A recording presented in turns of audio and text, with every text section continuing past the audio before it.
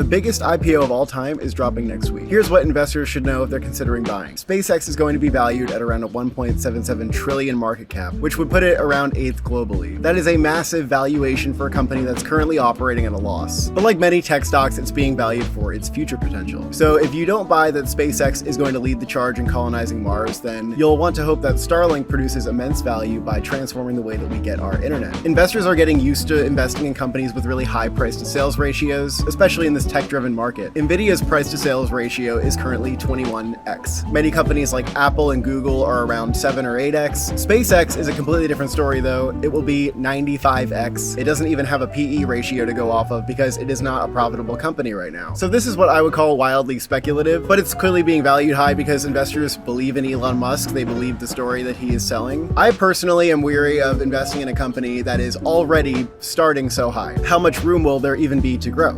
Think about it like this. If the bet is on future earnings, then we expect SpaceX to not only match what its current valuation is with its earnings, but to exceed it because we want our investment to grow. And hopefully it can grow beyond what we would get, by investing in an index fund. So if you invested in the S&P and it grew by 10% a year, for 20 years, your investment would 6x. For a SpaceX investment to be worth more than that in 20 years, it'll need to be making about $400 billion a year in 20 years time, which even when adjusted for inflation is still twice as much as Apple's profit now. So your long-term bet isn't even that SpaceX will succeed and meet its valuation, it's that it'll become one of the biggest and most profitable companies in the world. In general, IPOs are extremely unpredictable in how well they'll perform in the hours, weeks, months, and years following. Data shows that on average they underperform the market after a few years. Personally, I think it's hard to justify this kind of speculative investment over disciplined and reliable investing over time, the kind that we do for our clients. But let me know, do you think this is a good investment?